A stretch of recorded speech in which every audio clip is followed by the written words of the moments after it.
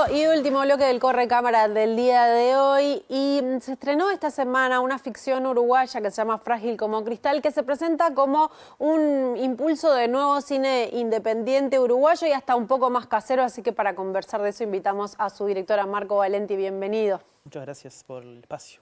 Es tu primer largometraje, que no es menor. Sí, sí. Esperemos que el primero de muchos. Es como la idea, no solo para mí, sino para todas las personas que han participado, como un puntapié, sobre todo en eso que decías con lo casero, como lo artesanal, como la viabilidad de películas que son un poco más pequeñas y a través de eso hacer cuerpo de obra y no tanto como en la espera de hacer películas, ¿no? Bien, sí, leí algo como filmar antes que se den las condiciones ideales. ¿Cómo explicarías eso? Y bueno, primero que la película propiamente acompañe, o sea, que la idea de la película sea posible, que juegue con esas herramientas que están a la mano. Yo creo que el rodearte de, por ejemplo, la película retrata mucho la ciudad porque la ciudad es lo que uno tiene a mano también, ¿no? O sea, es algo que uno va, visita, ve, revisiona, lo tiene muy en mente. El cine tiene mucho de la sinceridad de la imagen, ¿no? Entonces, ¿qué más sincero que probar el mismo espacio como si fuera un patio de juegos? Entonces, también jugar con eso lo hace viable y creo que como alentar un poco a eso a la hora de hacer películas, creo yo.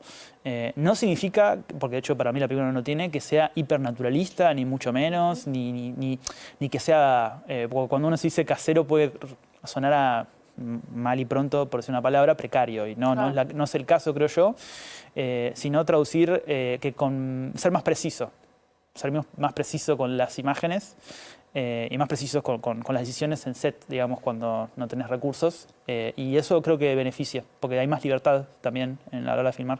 Ahora vamos a seguir conversando sobre esta manera de producir que entiendo que te gusta para el cine tuyo y de este colectivo, pero también como impulsando a otra gente a hacerlo.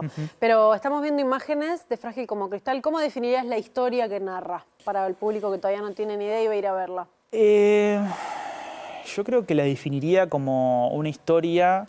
Creo que él mismo en el trailer lo dice, porque hay una escena que lo habla, ¿no? Que es un joven que se acaba de mudar a la ciudad y que en el proceso de estar haciendo su primera obra, su primer relato construido en ficción, y no saber de qué hacerlo, empieza a hacerlo de todo lo que lo empieza a rodear, ¿no?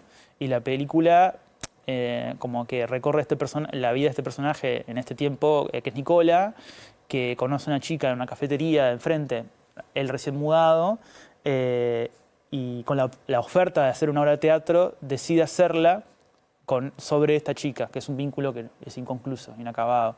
Es un chico que llega a la ciudad y una joven que se va, y es el encuentro entre ellos dos. No puedo dejar de notar como una cierta referencia al cine de Eric Rohmer del francés, en estos cuentos, en estas situaciones, en la ciudad. Lo hay. De hecho, Rohmer trabaja mucho con las ciudades en las que filma, tanto en Biarritz, París, en varias ciudades, depende en qué relato tiene. De hecho, el relato es conducido por esas ciudades y en esta peli pasa lo mismo. Las referencias, es lindo eso porque creo que yo nunca había dirigido una película y me pasa esta cosa de que en el desarrollo vos tenés unas referencias, en el hacer películas, o sea, en el proceso de producción de la película tenés otras referencias y a mí me tocó montar la película que tenés otras referencias. O sea, Rohmer entra en el desarrollo, en la idea de la película, en los diálogos, decir mucho pero no decir lo que se quieren decir. En la producción entran otros cineastas más contemporáneos con los trabajos con los equipos de ahora. Un cineasta que a mí me resuena mucho y que dialoga con eso es Hong Sang-soo, que también trabaja mucho desde el lugar del subcoreano. Ryusuke Hamaguchi, que también trabaja mucho con el teatro, mucho con Chekhov, que también la película rodea eso. Y en el montaje yo me hallé con unos... medio como en la frustración de decir, está la película, pero me falta algo, no sé qué, y yo soy más cinéfilo que cineasta. Me hallé con el cine taiwanés, mucho con Edward Yang y Hou Hsieh-hsien, las primeras películas que son más jóvenes, rebeldes y al mismo tiempo contemplativas. Entonces me atrajo mucho esos jóvenes que estaban en esas pelis. Y la forma tiene un ritmo contemplativo. Exactamente. Y la forma de cómo está montada, que capaz que lo interesante es generar tensión a través de los elementos que están en juego en una toma, no tanto de cortar. Y me pareció re lindo ver a otros cineastas diciendo, mirá, estos descubrieron esto y yo lo puedo usar para esta película. Así funcionan las referencias y aprender también. Dijiste, nombraste el teatro y la actuación y el teatro tienen mucho que ver con esta película, porque además está vinculado de alguna manera por varios lados a La Escena, que es una escuela de actuación para cine. Sí. ¿Cómo esto...? Porque también está tu hermana formando parte del equipo y tu mamá, que es Cecilia Caballero, que la hemos tenido por acá también con algunas realizaciones, que es actriz, pero también ha dirigido su propia película. Sí, ella siempre me hace decir que mencione su segundo apellido, Cecilia Caballero Yesque. Yesque, es verdad. Bueno, increíble, más allá de lo de La Escena, trabajar con una persona que admiro mucho, que es mi mamá, y al mismo tiempo que yo crecí en teatro gracias a ella, ¿no? O sea, ella como actriz independiente, yo sé lo que es lucharla mucho en eso, gracias a ella, y ella ahora directora de teatro, ¿no? Que en esta peli tiene ese rol y es lindo. Está muy bien. Muy lindo del juego con eso, jugar con eso, porque ella no tiene nada que ver con ese personaje y a su vez la actuación te permite esas cosas de la ficción en general, de poder jugar con los elementos que hay en juego. Y con el elenco, que es todo de La Escena. Ahí está, son todos egresados de La Escena, que también están un poco acostumbrados a esto de hacer y filmar películas. Sí. Pero tuvimos un crecimiento en paralelo y eso fue re lindo porque nosotros pertenecíamos todos al mismo... Yo también estudié en La Escena Actuación y estudié con ellos y son compañeros de generación. Y fue muy loco porque en paralelo, no sé, las cosas que le pasaba a Franca, el personaje que hace Carolina Helene Kirchenbaum, le pasó en su vida porque después se fue a vivir a Alemania, a Constanza Jambi, que hace de Sofía, se fue a vivir a España. Joel Fazzi, que es el protagonista de la película, que hace de Nicola, entró a la Comedia Nacional en paralelo que empezamos a filmar la película. Entonces, casi premonitorio. Sí, fue como una cadena de eventos muy afortunados. Sí, yo te iba a preguntar porque esta manera de producir que vos animás también requiere un equipo en cierto momento que coincidan con sus distintos trabajos y su manera de producir. ¿El equipo va cambiando? ¿Cómo funciona? Bueno, había rotación en equipo. O sea, el cine tiene esta cosa que se divide por eslabones y en esos eslabones, fotografía, arte, sonido, teníamos un equipo sólido que iba rotando en función de las posibilidades de que ellos estuviesen en el rodaje. Hicimos jornadas que no superaban las 8 horas, tratar de que sean de 6 y 1 hora desarmado para que no sea problemático. Filmamos los fines de semana, sabiendo que los días de semana laburábamos todos. Y creo que eso hizo que la película desde su lugar más horizontal, colectivo, comunitario, sea posible y que la sientan suya. Ayer, que fue el estreno, vos lo veías y estaban orgullosos de su película. Y eso para mí es lo más valioso, porque esa es la verdadera convocatoria con respecto a la propia difusión también para la película, convocar a algo que te genera pertenencia. Entonces siento que eso fue muy beneficioso para la propia película en todos los aspectos. De hecho, como yo no sabía dirigir y he aprendido en el proceso, aprendí a habitar los espacios. Que yo tengo ideas, pero las posibilidades de esas ideas, o sea, la materialización de esas ideas es a través de las cabezas de equipo. Entonces, el diálogo con ellos tenía que ser desde el desarrollo. De hecho, no le encuentro sentido que entren tan tarde, por ejemplo. Lo sentí con esta película y creo que lo voy a pensar para las que vienen.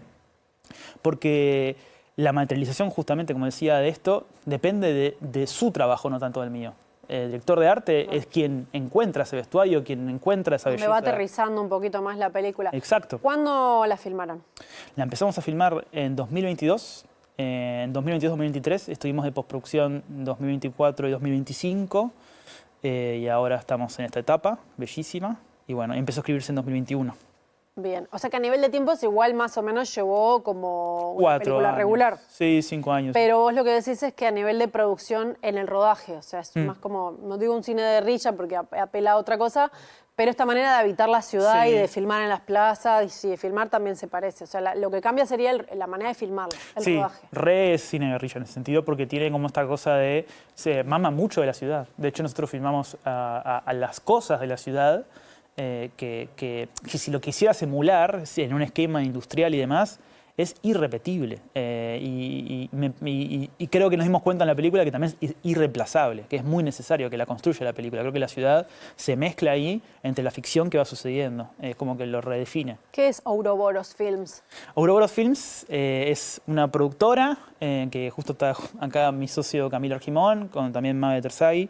Es una productora de cine que, bueno, inicia con esta película también, a mostrarse lo que hacemos. También hizo coproducción de la serie de Leo Pintos, El Universo Conspira.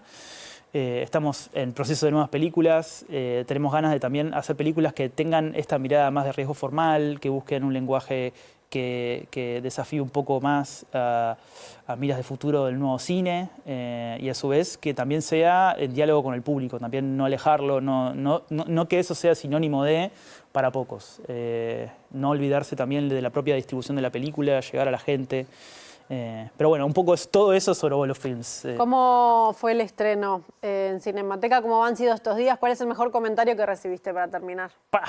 Recibí comentarios muy lindos, me siento muy afortunado. Yo creo que hubo un comentario de una persona llegada que no es del cine, que me dijo que ella siendo joven y teniendo muchas dificultades a la hora de vincularse con tener la atención en una película de hora 40, sintió que estaba inmersa en el mundo de la película. Y eso para mí es un halago brutal, porque alguien que no está acostumbrado a poder someterse a esa experiencia me da la pauta de que es una película que es para salas, que la gente la vaya a ver a las salas, sí o sí, y que es una película que es para todos, no busca rechazar como solo para entendidos. Me parece que eso es una conversación que no debería existir en ese sentido con esta película, sino que invitar, que invite. Muy bien, estamos hablando de Frágil como Cristal con Marco Valenti, su director. ¿Cuántos años tenés, Marco? 27. 27. Supongo que hay más proyectos que se vienen. Sí, ahora estamos en desarrollo de mi segunda película, más tradicional, se llama Un lugar de verano. Bueno, ahora está una producción más establecida, con coproducción con Argentina y Colombia. Ah, bien. Sí, bueno, viene con buen partido y vamos buscando. A estar hablando seguramente. ¿Cómo dijiste el verano? Un lugar de verano. Un lugar de verano. Pero ahora pueden ir a ver Frágil como Cristal, de este joven director y todo este grupo de gente egresados de la escena y demás que han trabajado. Muchas gracias, Marco Valenti, por haber estado con nosotros. Gracias. Nosotros llegamos al final del Corre Cámara del día y nos reencontramos el próximo sábado para seguir hablando de cine y si no, el lunes en la repetición. Hasta la próxima.